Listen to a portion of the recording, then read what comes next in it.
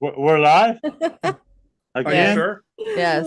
This We're time for live. sure. This time for Debbie, sure. just want you to know this is normal for us, so don't worry about it. Hi, Debbie. Hence Glad the to have name. Hi, thank you for having me on. you on. All right, see y'all next week. Thank Bye. Bye. Oh my gosh, this is normal, Debbie. It gets worse. So you. It does. What's up, I everybody? tried to warn you, but it was just a quick intro last week. Anyway, welcome, Debbie. Thanks for joining the A.M.O.K.ness tonight. A.M.O.K.ness. It's A.M.O.K.ness. Oh, thank you for having me. A lot of exciting things going on. That's what especially in we want. Missouri. Oh, that's what we want to talk about a little Yep. bit. But before we get started here, first off, everybody want to introduce themselves, whoever you don't know. I think, was it just Pam? Yes. You Yeah, know anybody else? I've never met Debbie before. Okay, well, anyway, then let's just move on because this is totally A.M.O.K. Debbie, Nice to meet you, Debbie. Wow. Hi again, Debbie. I'm the MUFON, Missouri MUFON State Director. Yay. Thank you. Awesome. That Very was going to be cool. my first question, and you must have ESP also. Yeah,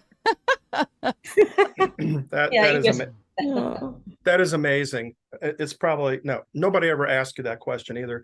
But the question I do have is, how did you begin your career in, and may I use the word ufology? Is that correct? Sure. Well, I don't know what the proper word is.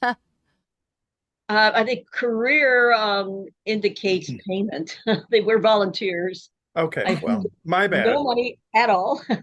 But, What? You're not rich doing that? Dang That it. sounds like No, paranormal investigators too. I'm a small business owner, so I can subsidize Oy. my investigations, and I have a very generous husband who it works out real well. Yes. How did I get involved? I grew up in Safford, Arizona, which is at the foot of Mount Graham, which now houses Lucifer, the Vatican's telescope. So that's how wonderful the sky is in that area. I born in Michigan, ended up in Arizona, and moved briefly to California, then here right around the time, 1968, right around the time of the World Series. So an exciting time to come to St. Louis, and I've been here ever since. I got involved because I was, with the sky the way it was, I always had a telescope. I started out, was born in the era of Lost in Space and Star Trek and all that. And I was a huge trekker until I went, I don't know, I've been always interested in UFOs and the unknown, and, looked up at the stars and thought, oh, there just has to be more out there than just us. I went to a symposium, a MUFON symposium in 2000, and that's when I joined MUFON and immediately became an investigator. I'd already been to every Star Trek convention there was, and I thought, oh, this is the real deal. So I have been with MUFON for 23 years now. Wow. That's amazing. Nice. Congratulations. Nice. I bet you've seen a lot of different things too. Yeah, I've worked over 900 MUFON cases. I'm also the director of underwater research and recovery, so that's my expertise. And I'm on the MUFON board of directors. So the buck stops with me, I guess, if there's something with MUFON. I'm one of 10 board members. Wow. So how many times do you get contacted every day then, with all of this? Well, when there's a case that's filed by a witness in the state of Missouri, it immediately comes to me. And then I reassign it to one of, we've got 15 investigators in our state. Sometimes there's 2-3 cases in one day. Sometimes there aren't any for a couple days. But we've been running, I think last year we had, I believe it was 266 sighting reports. So we in 1 year.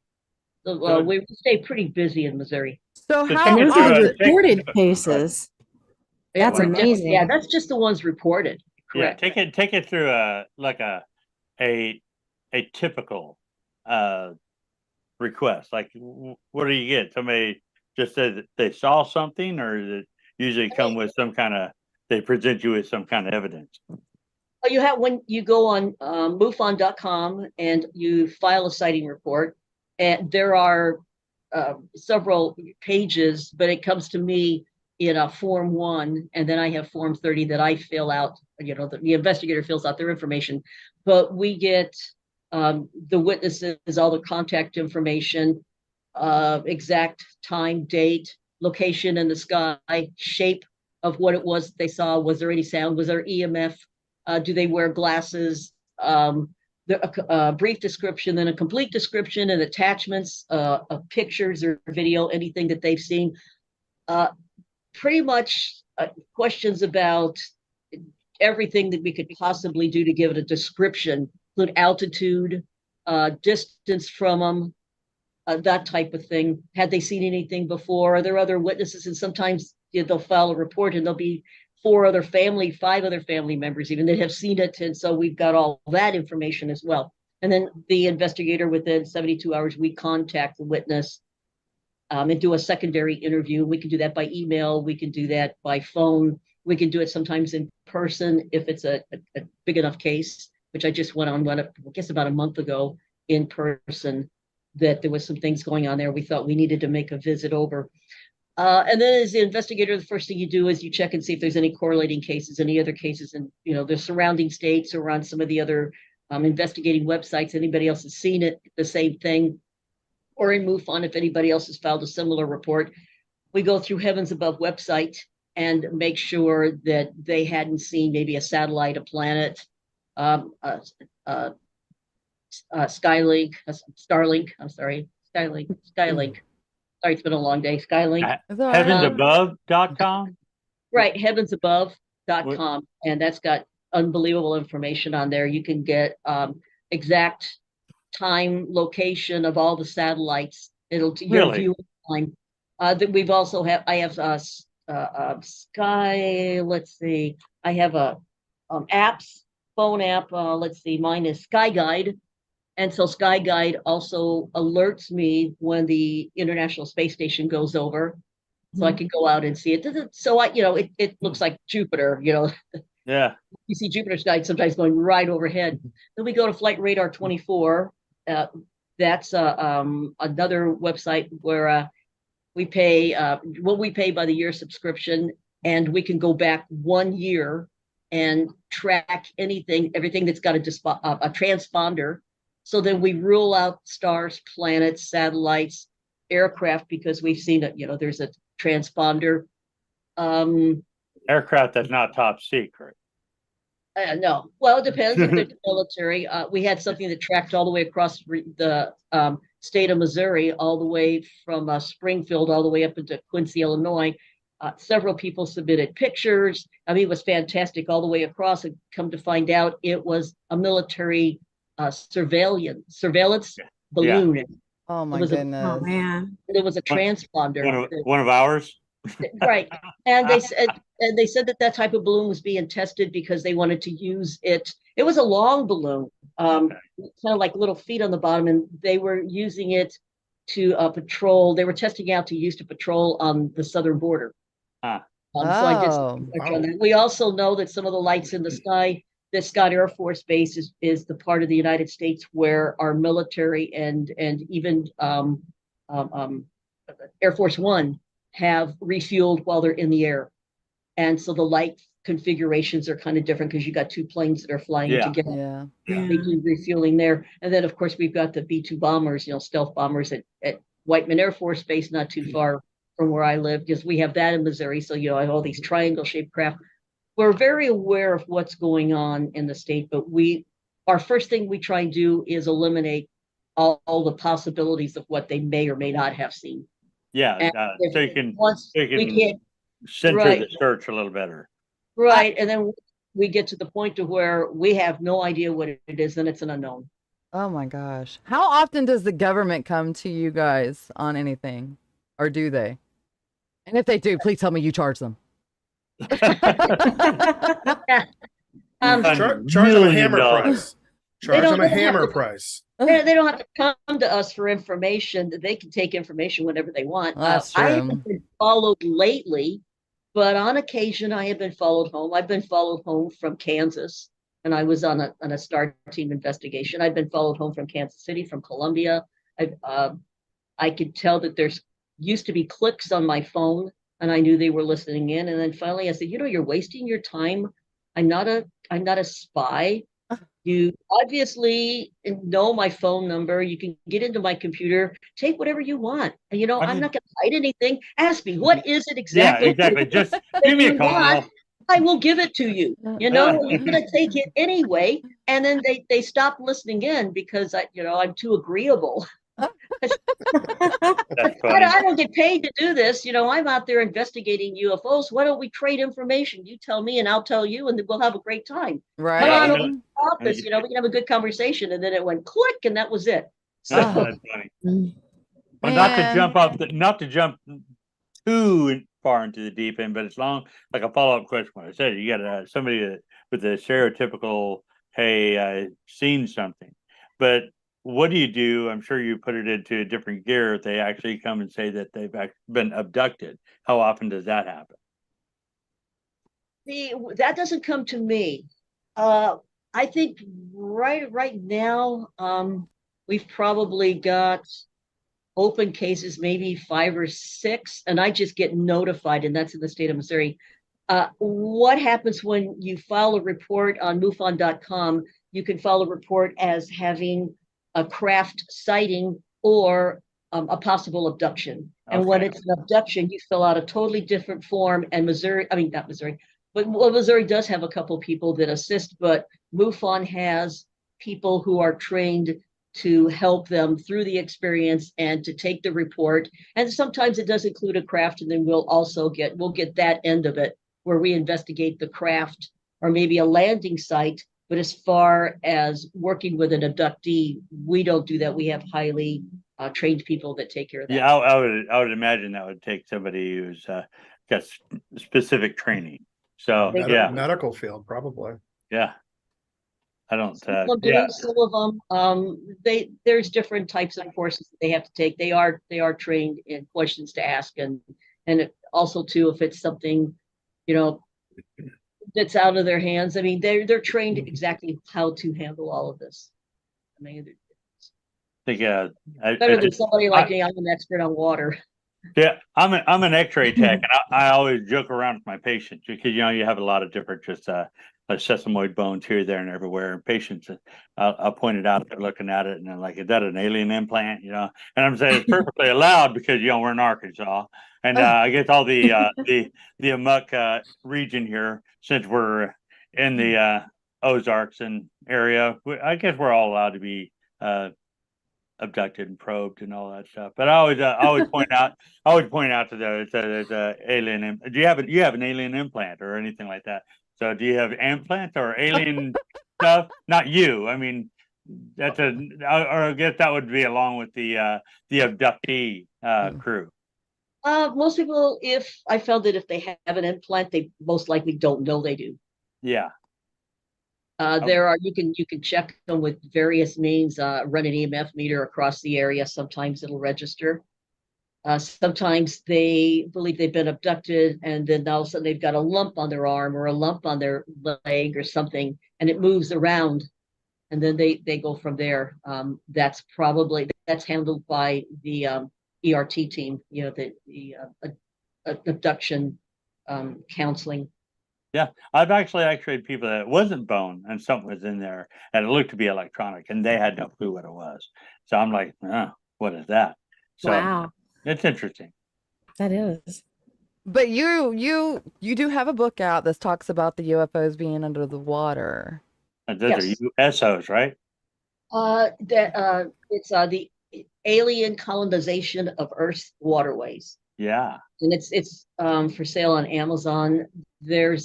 I started out just trying to write a little book about water sightings because that's my expertise. I was doing it during the whole down COVID time. Everybody would, everything was closed and, nobody wanted to go out in public. And so I thought I have 20 years of information and I put it into a book and I had so much, it ended up being a reference book.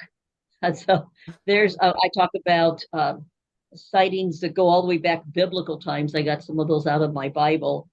All the way to present time where there may or may not be bases, where we have our bases, submarine bases.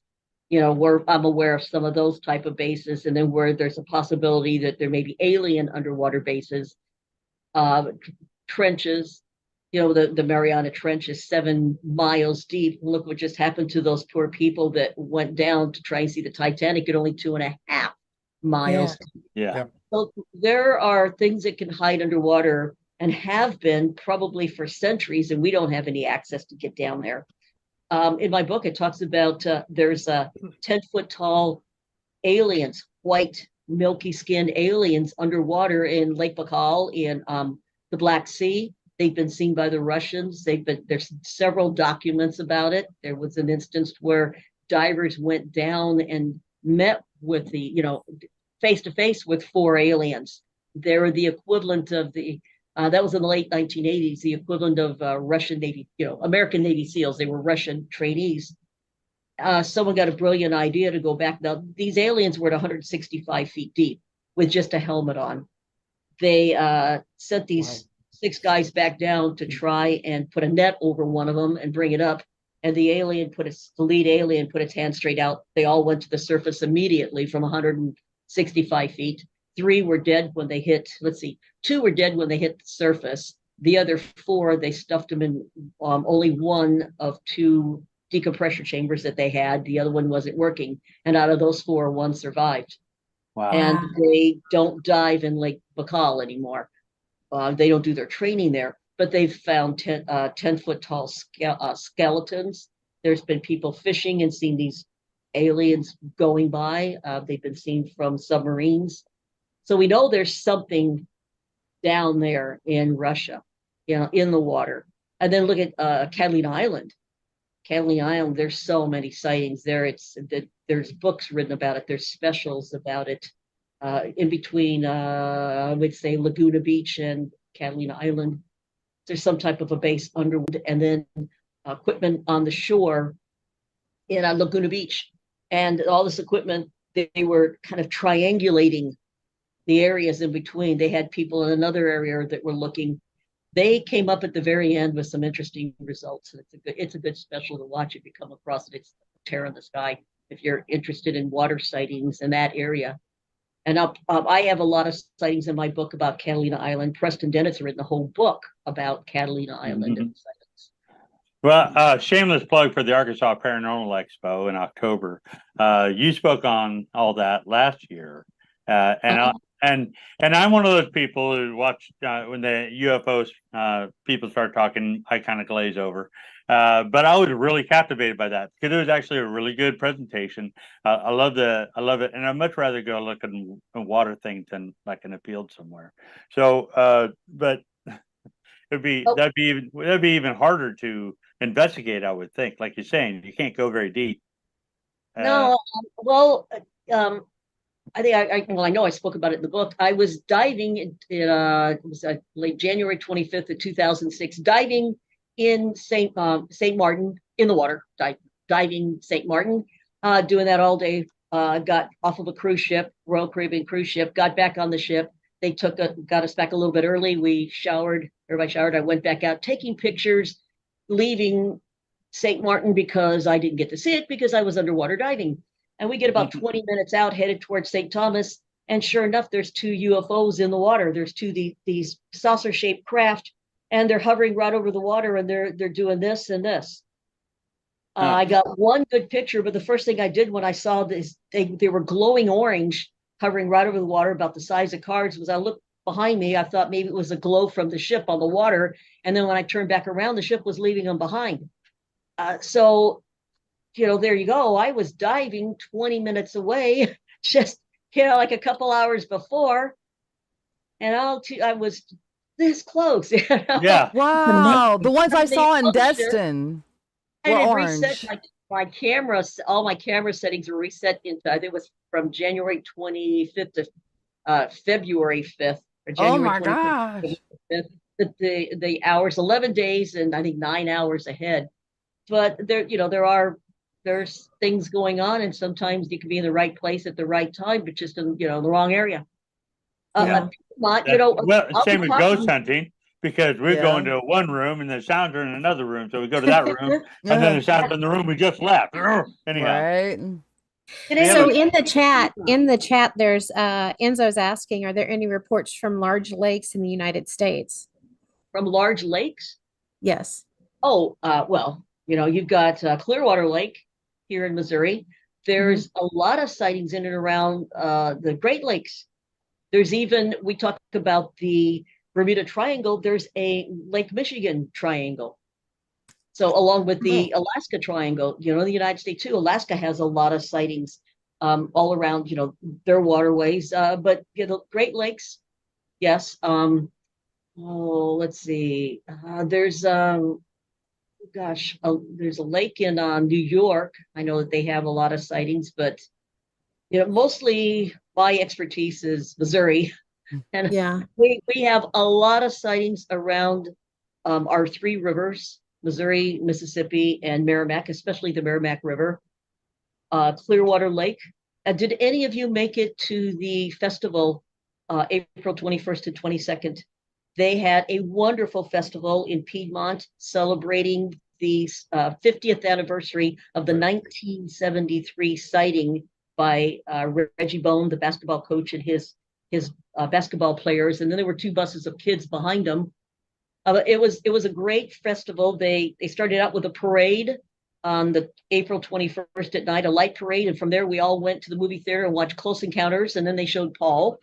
I believe they had between 12 and 15,000 people. They had over 50 vendors. There were several of us there from Missouri. Margie Kay, myself, Mel Van Vickel, Forrest Crawford from Illinois.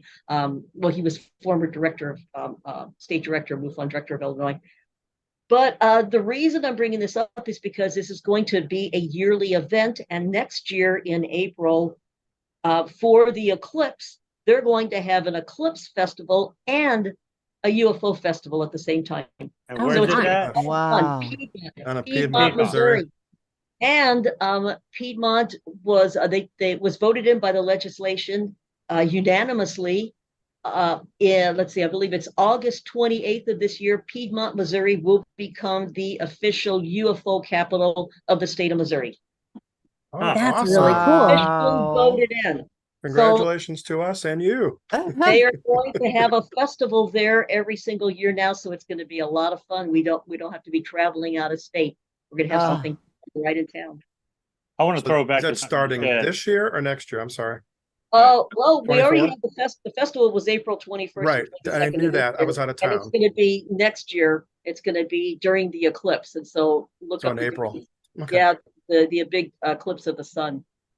Very cool. I want to throw back something you said because you made a mention of Close Encounters, right?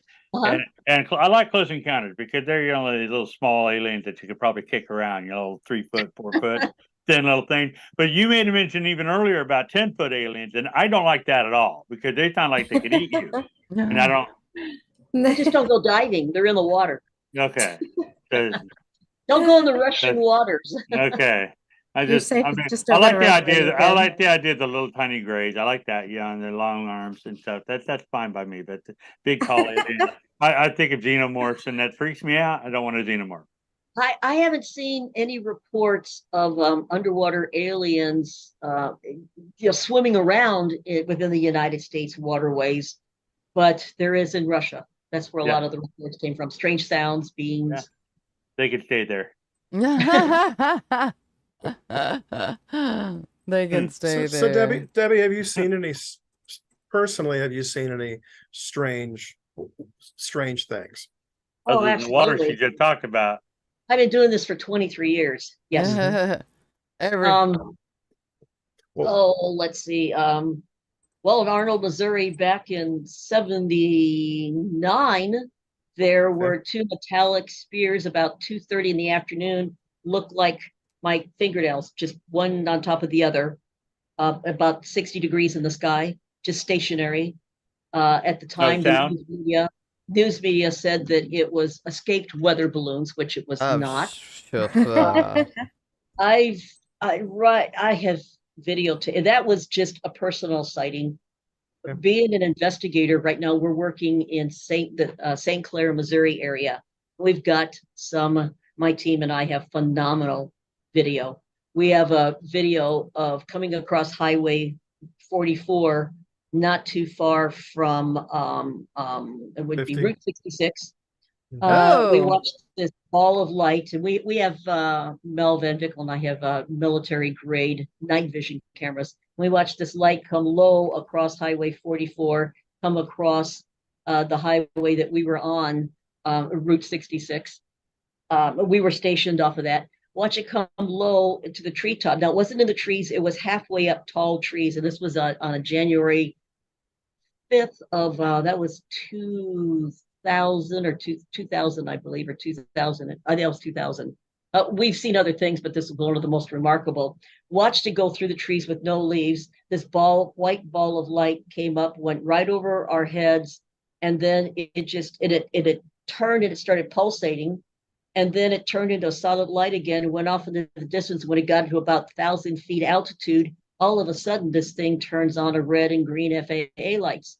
The problem is that as it was moving away from us, the green light was on the left-hand side, the red light was on the right-hand side.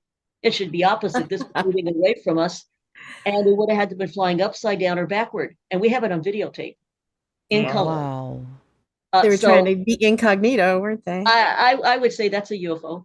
Yeah, for sure. In another area, in that general area, about 5 miles from there, I also have something else too. I had my camera set up right after I got it. I was believe January of, also I think it was January 5th, also only 2019, the year before. And as I'm videotaping, we're talking and looking at planes. The camera was brand new. I just got it for Christmas, just the month before. And so I just set it on a tripod and set it up to take pictures of the sky. And I went back and looked, and there's this white saucer-shaped thing comes right across the sky, right across the frame of the camera. And Mel, our chief investigator, he went through every single light. It took him weeks and weeks and weeks, but he was able to identify everything in there, every plane, every star, everything that came out, and not that.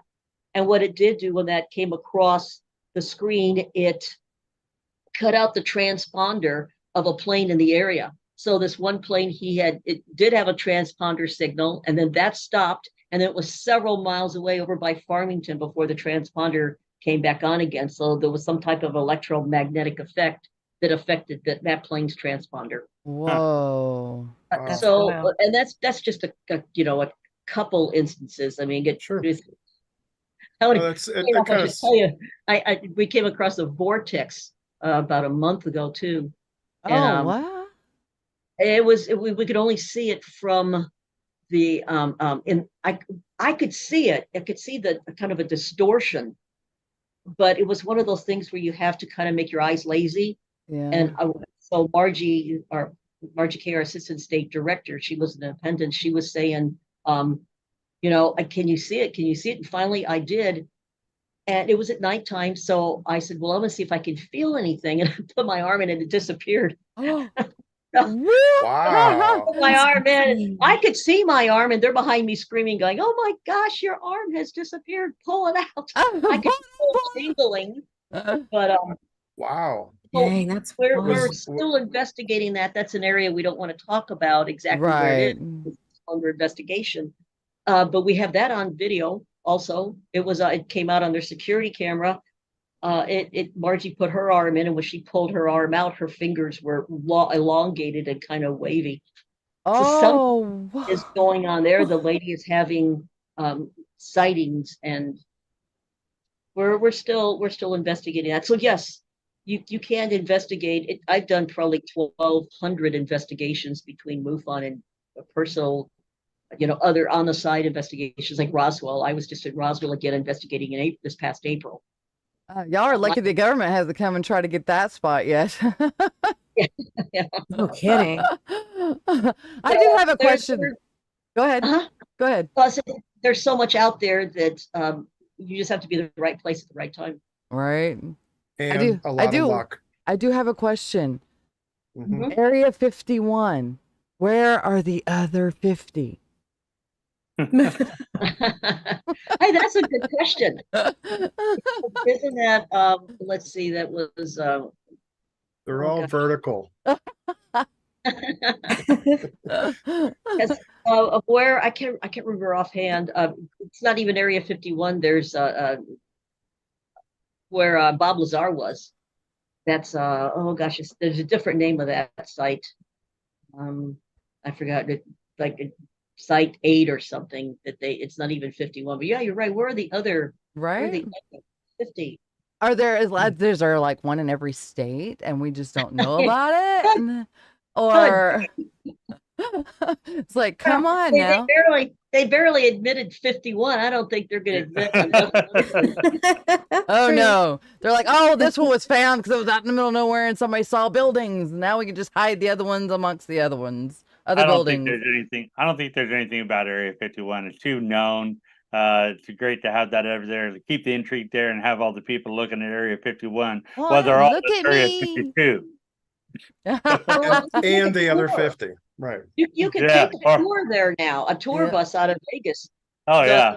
Every time MUFON has a symposium there in Vegas, MUFON runs a tour bus over there. I think for 3 or 4 different days. I've been to the daytime one and I've been to a nighttime one, and they take you right to the guard gate. There's a big old camera that turns around, points right at you. And then we were all looking over, the last time I went there, we're all looking over at the sunset. And I believe that was a year before last. We're looking at the sunset, and I look over and the camera has turned to see what we're looking at, and everybody's looking at the sunset over the mountains on Area 51. I was like, what are they looking at? Well, and then you all should have turned around and just waved. Yeah, and then there's a sign that says no photography, no video at all. So we're all taking pictures of the sign. Yeah. They said we are allowed to do that, but they do have the guard gate that comes down, and they said their sense of humor stops when you put one finger over that guard gate. They will come out and arrest you and detain everybody in the group. Yeah. And they said, don't do it. You will ruin it for everybody after that. And what's funny is they drop you right at the guard gate, and then the bus goes way back towards like that big in the distance. He also gets out of the way just in case somebody does something wrong. He can hightail it out of there. I wouldn't stay there because people are foolish. I would be gone. But no, that's funny. Well, that's a military base, so we just went to Roswell for the first time. Tina's always wanted to go. And so we went to Albuquerque, came back, went to Roswell, went to the museum, checked out the things. It's fun. It's a great place to go. Check it out. But as I was reading all the things on there, I thought was really interesting is there was only one paper that I saw made a mention of Wright-Patterson and with the Roswell incident. And now, didn't they took this stuff, they moved to here and here and here, and everybody talks about Area 51, but they don't talk about Wright-Patterson. Why is that?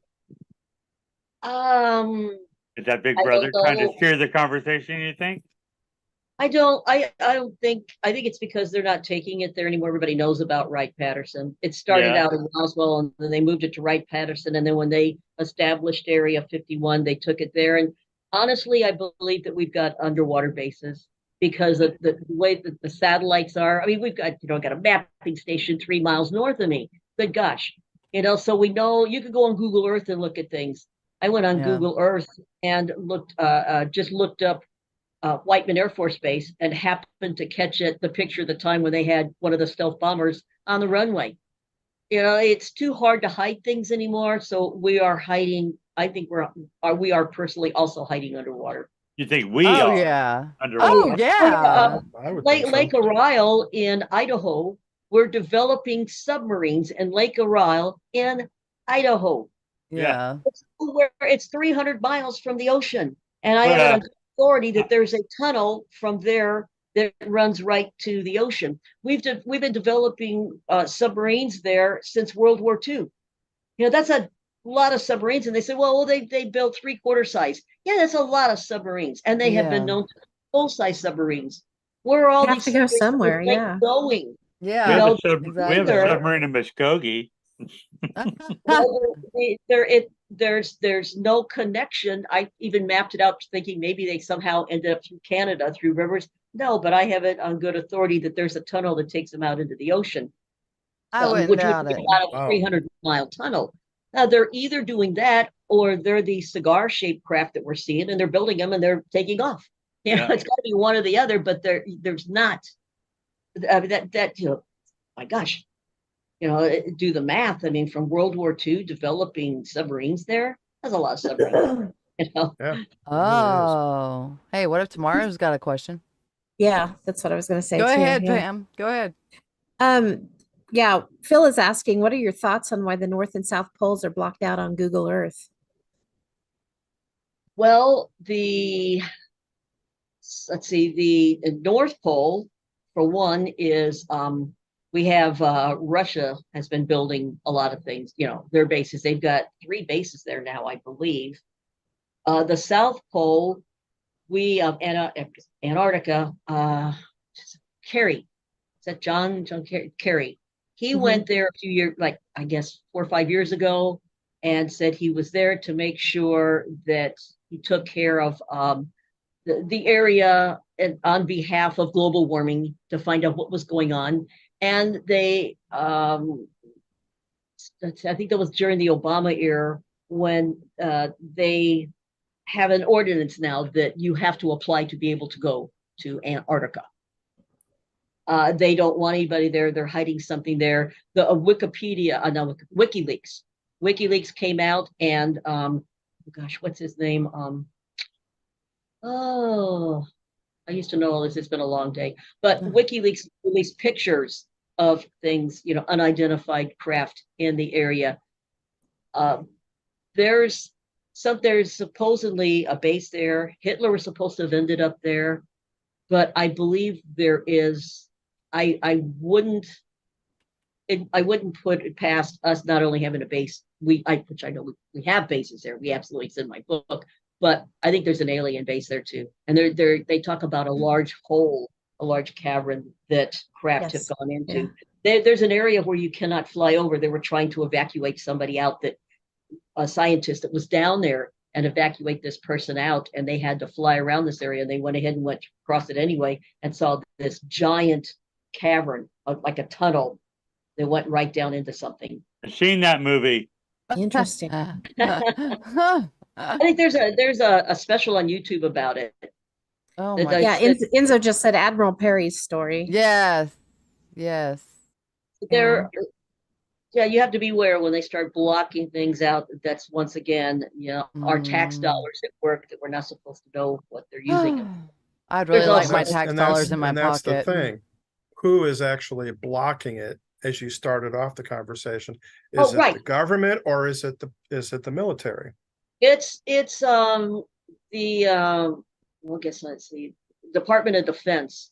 It's our intelligence, our national security. The Department of Intelligence is what's blocking all of this off. Jorge Martin from Puerto Rico went on NOAA and was pulling up, basically Google Earth, and was pulling up pictures of anomalies that were under Puerto Rico. He is the expert of water, of UFO sightings in Puerto Rico. And he pulled up these phenomenal pictures of things underwater right south Puerto Rico, just below Ponce. It's central south. He pulled up something else that was the northwestern area, put it on his website, and within a couple days, he tried to go back on there, and it was blurred out. I was accessing that anomaly in Malibu that's underwater with my computer, and all of a sudden, anytime I tried to access it again with my computer, it was blurred. So I took great pictures with my cell phone. And that seemed to me like that was targeted blocking, that I could get on another device and look at that anomaly, but on my computer I was being blocked. Oh wow!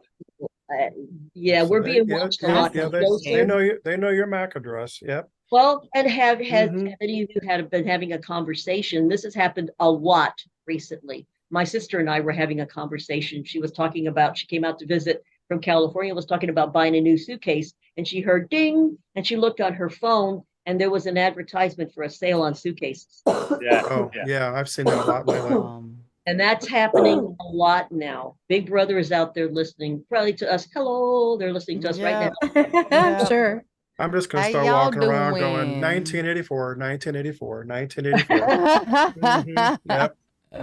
Did you happen to see last year? I think it was like September of last year, when the National Aviation up on their website. They put up the emblem that had a UFO included on it. Oh my God. I had heard that and I went to it, saw it, took a screenshot of it. Thank goodness, because they pulled that sucker down fast. Mm-hmm. They did. They did. They had it. It had a UFO on it, and they also have a pat. Margie Kay has the patches for sale when she has conferences. She's got a conference coming up at mid-October in Kansas City, Missouri.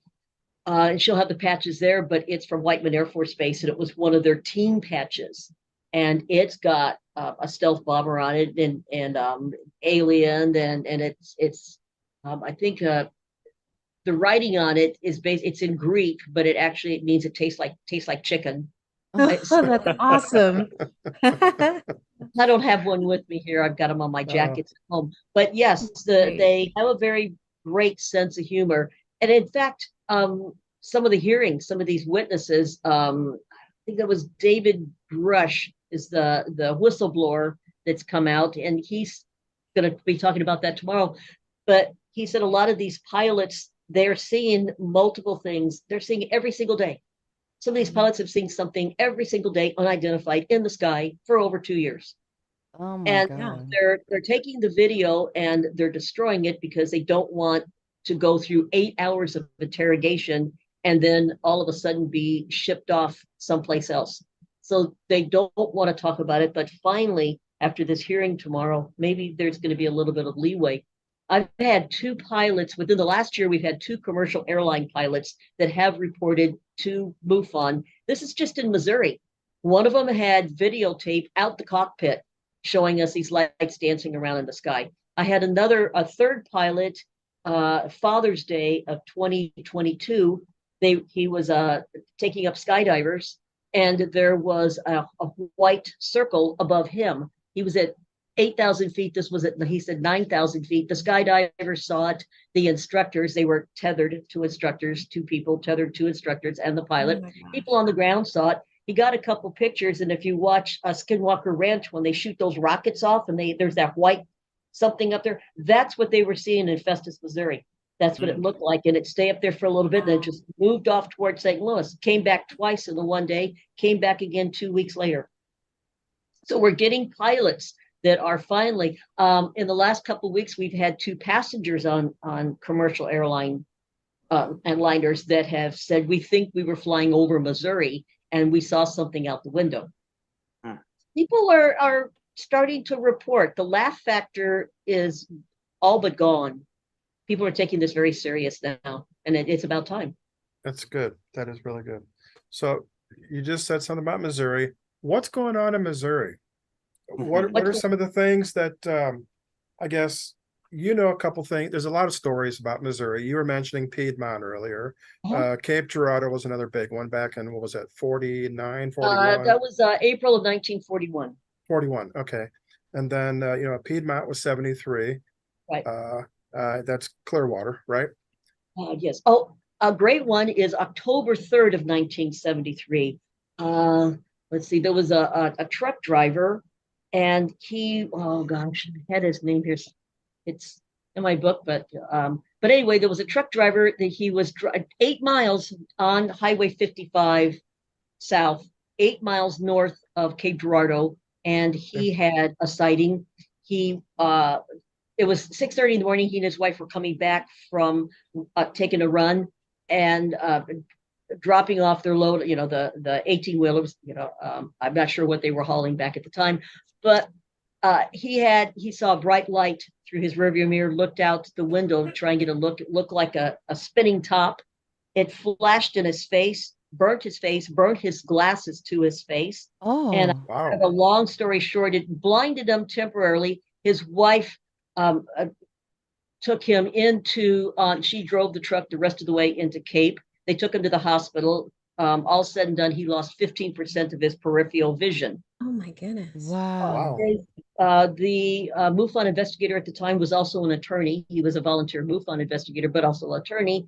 And he had this gentleman file for workman's comp, Eddie Doyle Webb.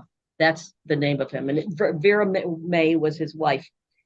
he filed for workman's comp because he was injured on the job. He was driving a company truck and he won. So as far as we know, the only person who has won a workman comp case from an injury from a UFO was 8 miles north. It happened 8 miles north of Cape Girardeau, Missouri. Wow. Gotta be famous for something, right? Wow. That sounds like it's somewhere around Fruitland and Oh my goodness.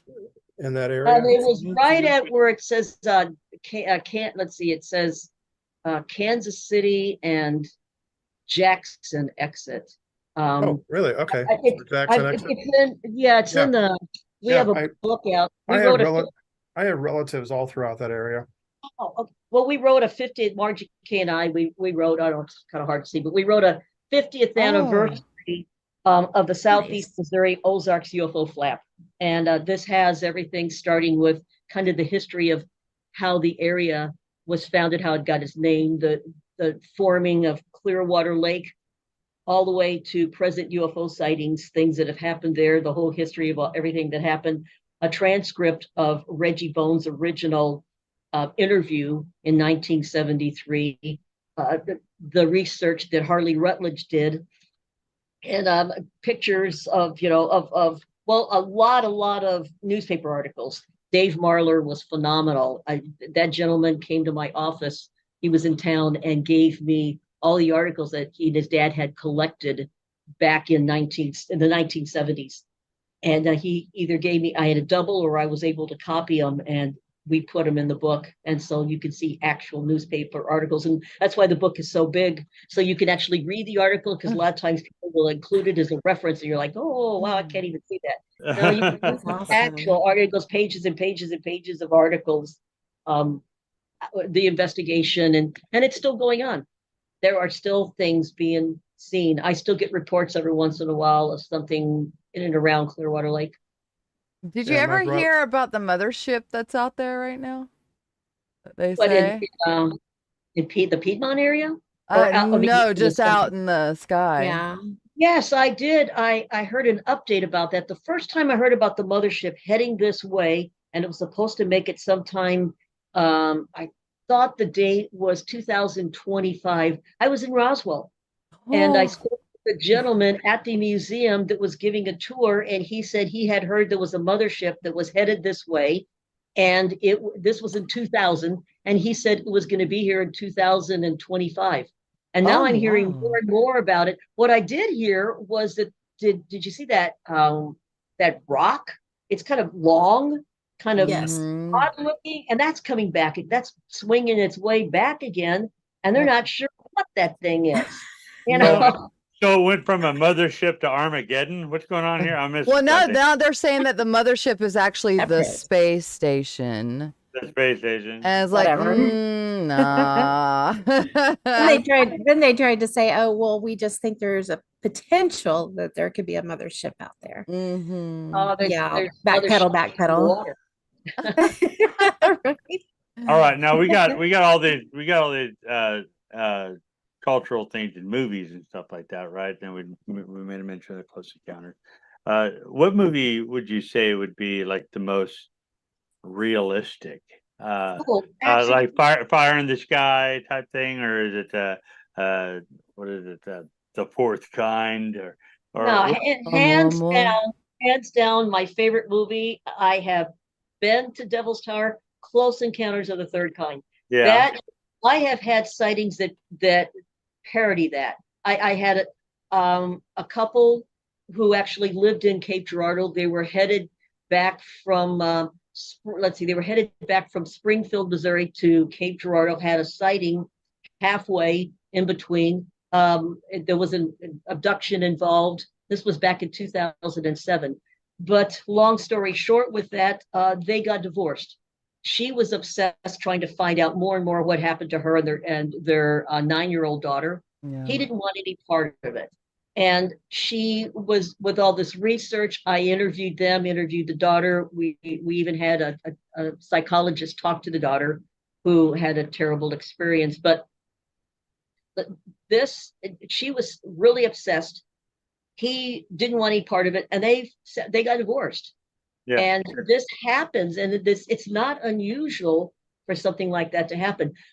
But close encounters, absolutely. That's there's the grays, with the grays coming down, the, especially the area too. Let's see, it was my aunt, my elderly aunt. Well, back in 1950, nearest I can figure was probably 1959, and we didn't hear about this until my dad passed away in 2002, and we went back to California for his funeral.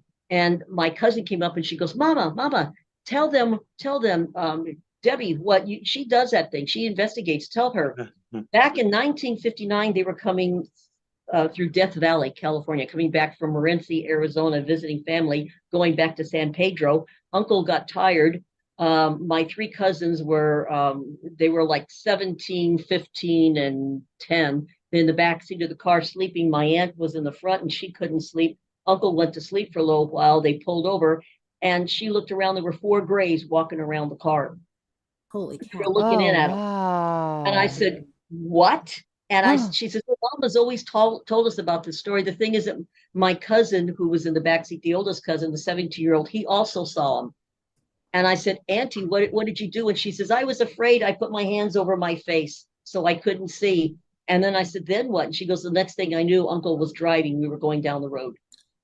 So what do you think? What do you think they're here for? I mean, are they here to look at us like we're zoo animals? Are they here to?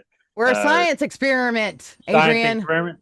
Are curiosity? were we grays at one time? It could be all of the. I don't know, all of the above. I think we were the grays before the grays became the grays, and then we were the rare breed, and they're like, let's plop them here so they don't become us. And I've heard all that we're basically a petri dish. We're an experiment. And so they're just watching us through our evolution. So I don't know what I believe as far as that goes. Like I said, I'm a hard sell with UFOs. So we're 70% water. This planet is 70% water. I think that's the number one attraction, and we're just a secondary. They're here for the water. They're probably. I mean, it's an easy stopover between here and wherever else they're maybe gonna go. They're researchers, scientists. I think the grays are mostly worried about science. I think the reptilians, from what I've heard, they have a not very nice agenda. Then there's insectoids. There's the Nordics. I think the Nordics are the big, tall aliens that. I don't like big, tall aliens. I like the short ones, baby. Well, these they're human looking. They're very tall. They have blue eyes, very pale skin, and they're. All right, Adrian. They're the peacemakers. There's several different sizes of grays that have been reported. I don't think they're all necessarily the same, from the same planet, the same species. Then everybody tries to say, well, okay, you've got all these different descriptions, and they say, well, they're just different. I think we don't all look alike. Yeah. And so I'm wondering why everybody believes that aliens that come from wherever, that they all look exactly alike. We don't. I get that. That whole Men in Black thing. That whole bunch of different kind of aliens. I think all your chihuahuas are aliens, Adrian. They are. They are. We have a chihuahua. Right. We have a mini chihuahua. Yeah, they're all aliens. I'm sorry about all the movie references, but that's what I got to pull. I never did a UFO investigation. But back to my final movie reference is, why haven't they done a day the Earth stood still? Why haven't they not landed in someplace and saying, hey, because we're not ready. We got stranger things than aliens walking around. We are not ready. Have you seen the population of this world? They've seen the population. That's why they haven't landed. Yeah, they have. They landed. I can never get this right. It's either Edwards or Andrews. I think it's Andrews Air Force Base. 1952. They spoke with Eisenhower. Eisenhower was missing for about a week. Oh, really? I've not heard this. And he went to the dentist, and he was, his mouth was he disappeared. He ended up at this Air Force base. They had representatives from all the different churches. There were bishops, and there were Jewish people, and there were Muslims, and all these different religions. They saw them coming in. They came at the end of the runway and then transported them there was supposedly a craft that had landed there. So yes, Eisenhower in 1952 supposedly had a meeting with them. Wow. Wow. That's crazy. Well, Now, the thing that makes me believe more in aliens than anything is our everyday technology, and something I work with. Well, I mean, I don't personally work with it, but it's in medical imaging. It's MRI, because I'm like, that's got to be alien technology. I understand how it works. I understand what it's supposed to do. I mean, I don't understand how it works. I understand what they tell me how it works. I don't understand how it actually happens, and I don't think any human brain could have thought that up. no, a lot of Because technology. that doesn't make any sense. Yeah, I can understand thrust. I can understand lift. I can understand anything aeronautic, right? I can understand that. I can even understand the thing going underwater. So I'm thinking, okay, we can figure that stuff out. But we can't figure out how to turn a body into a radio wave and make a picture out of it. That's weird. That's alien technology. I still can't figure a TV out. My dad was a TV repairman almost until the time he passed. But how is that happening? You got this screen and it's just plugged into electric, and all these little dots kind of come through the air. Like the internet. How to get there. And, have you not seen Willy Wonka? It explains it. Well, I mean, they used to have tubes. You know, my dad retired just about the time they had circuits. When I have a family member that are engineers, a sister and a brother and a brother-in-law, they're engineers and develop computer chips. But when all that came out, Dad retired, but there were tubes. Now, how in the heck are all these little dots and they get on there and they're all in the same place? And you know, that still boggles my mind. It is awesome. It is awesome. Hey, I know we're close to the end, and I gotta ask. I got a question too when you're done. We have a couple of questions in chat too. Mine, okay, I'll answer. I'm gonna ask my question last. So you go. You do it. You go. Well, I just wanted to know, out of everybody that has seen like a ship, what are your thoughts on why they reveal themselves to certain people? I don't think they necessarily reveal themselves to certain people. I think there's certain people that are more aware. They're more open. I had an argument, it's been about 25 years ago, but an argument with a gentleman in his 50s who told me the moon is not out during the day. That's just ridiculous. You know, you can't see the moon during it sometimes. Well, absolutely. But there's some people that are so closed-minded and closed. You've got people that meditate, people that are more aware. I mean, you know, like Stephen Greer's whole group. So I think there's people that are more mentally aware, or maybe they're sensitive, or they're remote viewers. They're more into that area, that their perception is better. You know, maybe that's why they're able to see things and other people are not. Makes sense. Yeah. Okay, so one of the questions that we have in chat is any predictions on tomorrow's UAP hearing? Timber Chat just tweeted that he was informed he will not be chairing the hearing. Oh, really? Oh. My goodness. Well, if nothing else, it's one more instance, or I guess one more event where this is getting out to the public. And every time this goes out, you have more and more and more and more people jump on board with this. The information gets out there a little bit more and a little bit more, a little bit more, and pretty soon the floodgates are going to open. So every little bit helps. I hope this ends up being something that's worthwhile. But you know, like I said, you never know. Hopefully they'll release another video. Yeah, I hope so. Yeah, for sure. Yeah. One of the other questions was, what are your thoughts on Earth being a prison planet, as mentioned in the book Alien Interview? A prison planet? Look at some of us thugs. It's probably true. Yeah. Are we like the Australia of the, you know, the galaxy? I don't know. Oh, of the galaxy. No, there's too many good people. There's too many. No, we're the Australia, the solar system. For the most part, people are very nice. You know, there's a better chance if you break down on the side of the road that someone's going to stop and help you. Of course, depending on the area, but in the mid, you know, in my area here, if you break down on the side of the road, you've got 5 people in the blink of an eye trying to help you out. Yeah. You know, people are, for the most part, they're good people. Yep. I I agree. agree. If I grow up in a caring environment, I've noticed a lot of people are good people. It's those that seem to be secluded and closed off that. Angela said prison? Empathic. No. Insane? Maybe. Yeah. Anyhow.